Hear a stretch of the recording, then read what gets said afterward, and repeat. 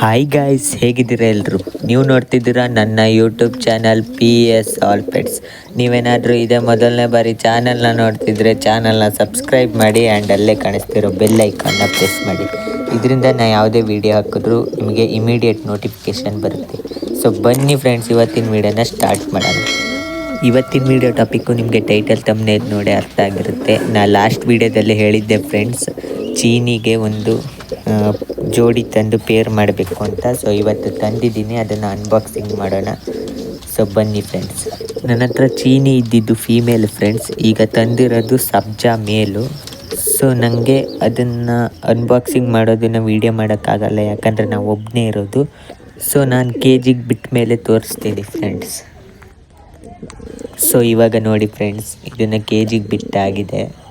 ಇದಕ್ಕೆ ಫುಲ್ ಪಿಳಂಕಾಯಿಸಿತ್ತು. ನನ್ನ ಚೀನಿಗೆ ಕೂಡ ಪಿಳಂಕಾಯಿಸೆ ಇತ್ತು, ಇದಕ್ಕೂ ಪಿಳಂಕಾಯಿಸೆ ಇದೆ. ಬ್ರೀಡಿಂಗಿಗೆ ಮಾತ್ರ ಸಖತ್ತಾಗುತ್ತೆ ಫ್ರೆಂಡ್ಸ್. ಸೊ ನೋಡೋಣ ಬನ್ನಿ.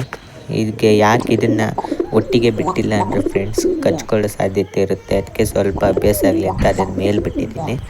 ಈ ರಿಂಗ್ ಒಂದು ನಾನು ಇದ್ರ ಕಾಲಿಗೆ ಹಾಕಬೇಕು ಫ್ರೆಂಡ್ಸ್. ಸೊ ನೋಡೋಣ ಬನ್ನಿ.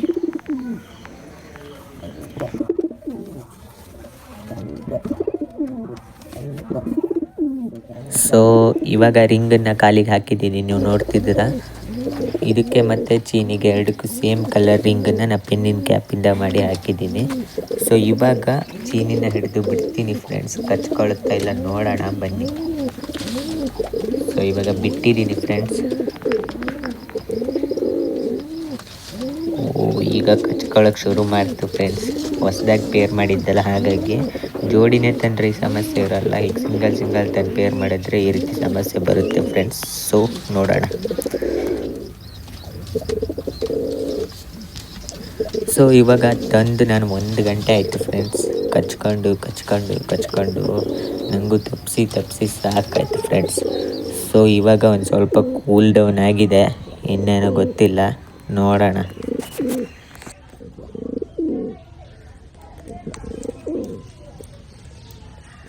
ಸೊ ಇವಾಗ ಫ್ರೆಂಡ್ಸ್ ನಾನು ರೆಕ್ಕೆಗೆ ಟೇಪ್ ಹಾಕಿ ಹೊರಗೆ ಬಿಟ್ಟಿದ್ದೀನಿ ಫ್ರೆಂಡ್ಸ್. ನನ್ನ ತಾರಪಾರಿವಾಳ ಕೂಡ ಹೊರಗೆ ಬಂದಿದ್ದಾವೆ, ಎಲ್ಲ ಕೂಡ ಒಟ್ಟಿಗೆ ಇದೆ.